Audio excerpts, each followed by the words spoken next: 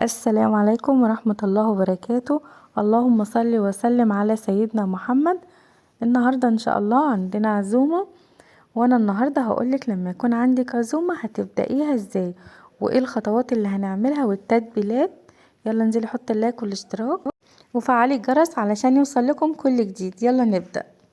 اول حاجة هنعملها هنسلق اللحمة. غسلتها، التوابل القويه ديت هي دي اللي بحطها في تتبيله الفراخ، بتطلع مشويه وطعمها حلو قوي. والسر في التوابل دي بحط مقادير متساويه: 10 حبات من ورق اللورا، 10 حبات من القرنفل، 10 حبات من الفلفل الاسمر.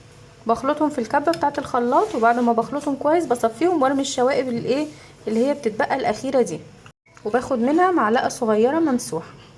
يبقى انا معايا معلقه كبيره من توابل الفراخ والتوابل اللي احنا عملناها مع بعض، وربع معلقه من الملح، ومعلقه صغيره من الكركم، ربع كوبايه من الزيت، علبه زبادي 200 جرام، حبايه صغيره من الطماطم وحبايه صغيره من البصل.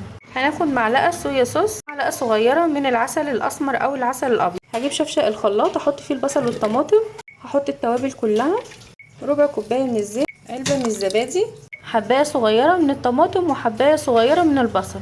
هناخد معلقه صويا صوص، معلقه صغيره من العسل الاسمر او العسل الابيض. هجيب شفشق الخلاط احط فيه البصل والطماطم، هحط التوابل كلها، ربع كوبايه من الزيت، علبه من الزبادي، معلقه صغيره من العسل، معلقه صغيره من الصويا صوص. هاخد كل المكونات دي على الخلاط واخلطها كويس.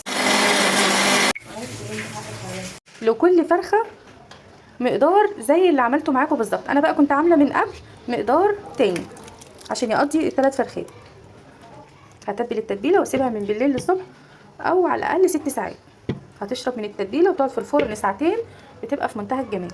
ابتدي بقى ان انا كل واحده امسكها اشربها التتبيله حتى من تحت الجلد. بسم الله.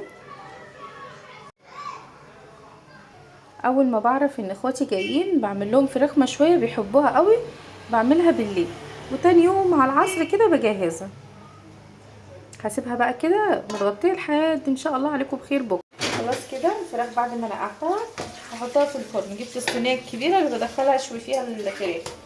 بسم الله. بقى ما شاء الله لما بتتبل بتبقى ايه روعه ما شاء الله.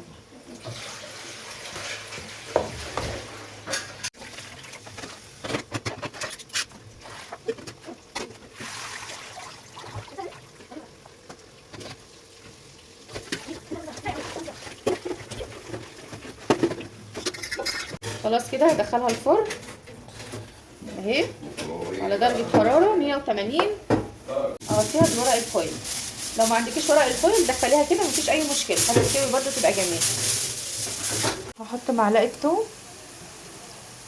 هحط معلقه بابريكا كبيره. بسم الله. خلاص كده احط لها بقى الطماطم واسيبها لحد ما تتسبك. بسم الله. شايفين بقى حلوه ازاي ما شاء الله. خلاص كده، خلاص كده خلصت. هنعمل بقى ايه؟ هنشيل منها شويه ونعمل الخلطه بتاعت ورق العنب. حطيت شطه، بحط 7 بهارات،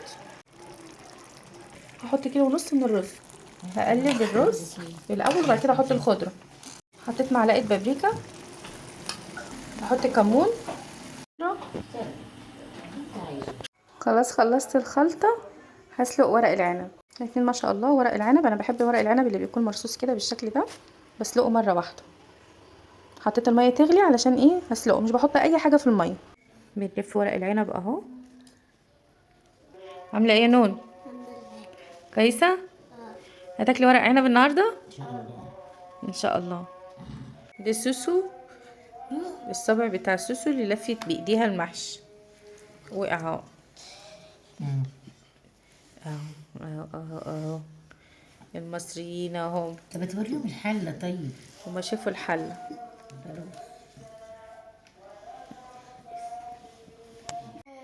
طبق ايه؟ تقومي تشيليه انت.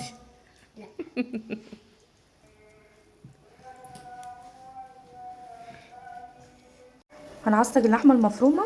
حطيت معلقتين كبار من السمنه اهي، كانت محطوطه في الفريزر. بسم الله.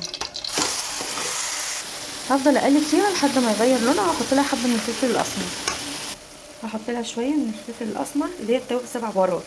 حطيت جزره واحده وقرنين فلفل وبصلتين كبار وضربتهم في الكبه واحطهم على اللحمه المفرومه. خلاص كده هقلبها بقى تقليبه كويسه. هحط لها بقى ايه معلقتين الصلصه. حطيت معلقتين سمنه، نقطتين زيت مش كتير. احط البصله اول ما تاخد اللون دوت اروح حاطه ايه معلقه توم واقلبها معاها. خلاص كده ابتدي بقى ايه احط الصلصه بتاعتي. بسم الله. خلاص كده بسم الله. هحط الكوسه، هحط 7 بهارات وحبه من الملح. هنعمل الرقاق اهو، ده الرقاق اللي انا عملته معايا. دي الصواني اللي بنعمل فيها الرقاق اللي بتدخل الفرن. الشوربه اهي جهزناها بتكون حايقه. هحط بقى سمنه بلدي بسم الله ولازم ادهنها كويس.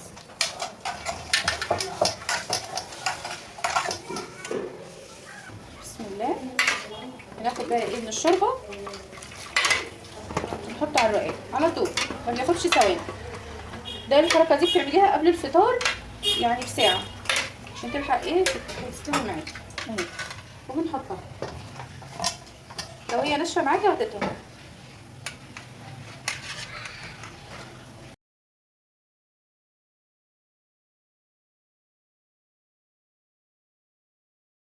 احط اللحمه المفرومه بس ما تكتريش لحمه مفرومه. ليه؟ خليها دي مش كفايه الحاجات اللي انت لميتها وهتاخدها وانت ماشي؟ ها؟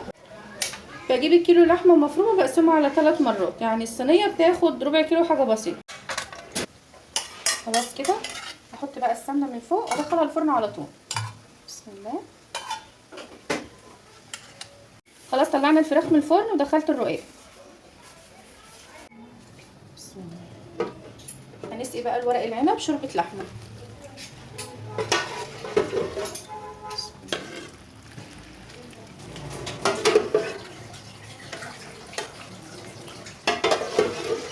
بتصفيها طبعا قبل ما نحطها على البوتاجاز كده ايه نهزها كده. خلاص كده طلعت السمبوسه من الفريزر على العصر. ودلوقتي هنقليها علشان الساعه 5 وربع كمان. ما شاء الله شايفين الزيتون والليمون والفلفل لسه فاتحه البطرمان اهو اول يوم رمضان. كل سنه وانتم طيبين. شايفين بقى الجمال حلو قوي وريحته جميله.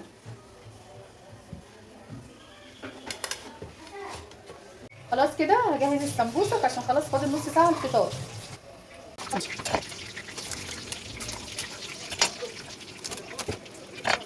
يا رب تكون وصفاتي عجبتكم. انزلي دعميني باللايك والاشتراك وفعلي الجرس علشان يوصل لكم كل جديد. مع السلامه.